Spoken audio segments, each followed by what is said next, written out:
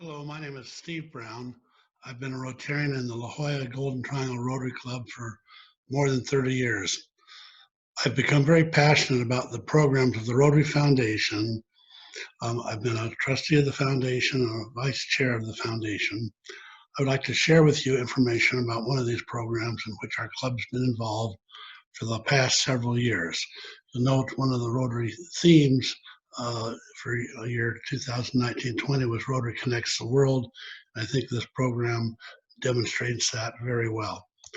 So if you look back around year 2010, I was asked to help put a partnership together between the Rotary Foundation and this university, UNESCO IHE in Delft, Netherlands.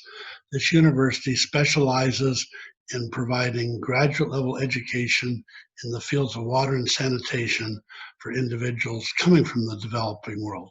So I became familiar with that institute and visited it several times.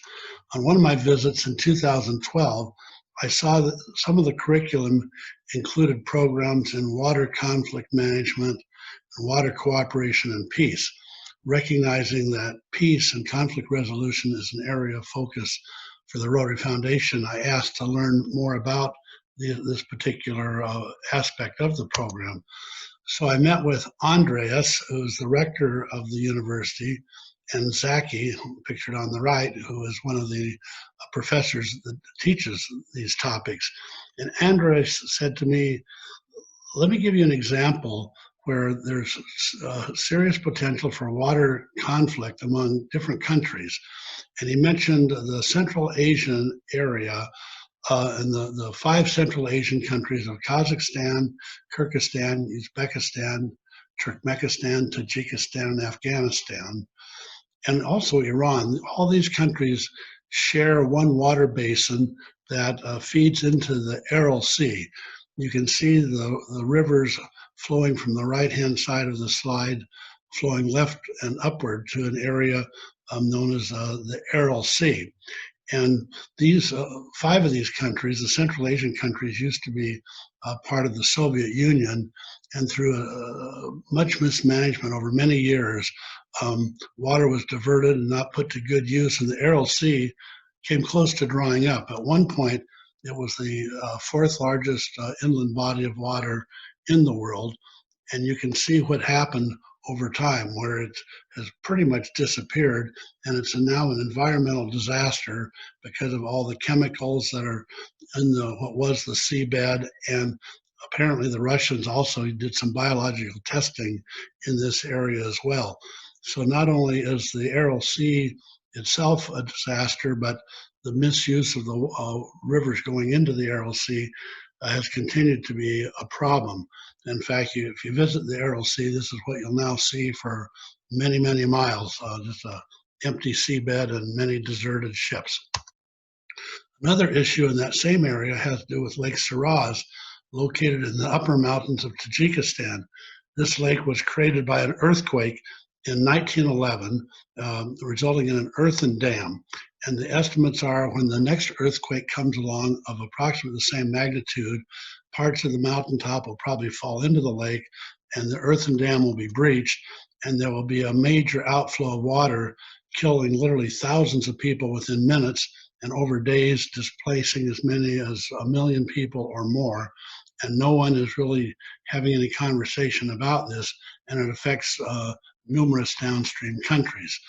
So learning about these issues, we put together a global grant to bring people from the 7 different countries together in Delft, Netherlands for a water symposium. And so we had 2 representatives from each of the countries in which the Aral Sea Basin is located. And the symposium lasted for 2 weeks, having world experts come and talk about how to deal with transboundary water conflict issues. One of the lead professors that put this together is Aaron Wolf, who's a professor at Oregon State University, and he's been involved in numerous international negotiations. One he used as an example was the Nile River, where there were substantial conflicts between countries affected by that basin. So these are the participants that attended this first water conference in 2014, and we were able to put together a second conference in 2016, again involving the same 7 countries. About half the participants from the first conference attended, and then the other half were new people. All these people came from either water agencies or government ministries in their respective countries. I was able to attend both of these conferences, and what I found interesting was even though these countries don't get along and a lot of the communication was fairly formal during the conference, in the evening, everyone would have dinner together and you could see strong friendships being formed. These are all Muslim countries, but many wanted to share a beer and just chat about their own life experiences. So about the same time, in 2016, the 3 universities listed here, University for Peace in Costa Rica, which is UN affiliated, the IHE University in Delft, and Oregon State University, put together a 3-university program for water cooperation and diplomacy.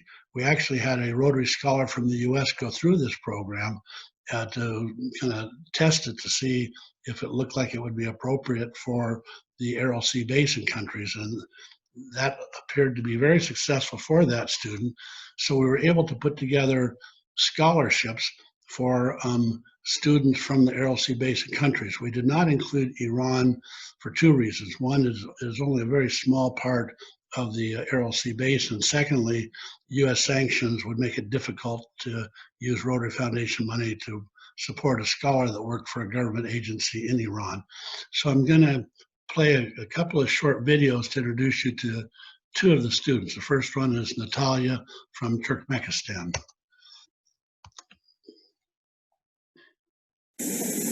Hello, my name is Natalia and I'm coming from Turkmenistan, a Central Asian republic.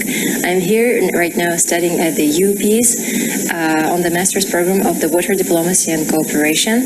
I have background in anthropology mostly, but after that I was working in the regional organizations in Turkmenistan, targeting exactly environmental issues and water cooperation issues, and I understood that I really need to get some background information about this particular topic, about settling the conflict situations in Central Asia. Hence, I went to actually, for this school, and I feel that this really will contribute to me and to my region in the future. And there is a good sign of cooperation right now here in UPs, because we have all students from Central Asia coming to study in one place, also kind of representing the whole region, because in the region right now we also have a good sign of cooperation, as our countries recently signed the treaty on the Caspian Sea, so we divided finally the sea, but we still have some transboundary issues on rivers that we still need to tackle. The next person is Nawad from Afghanistan.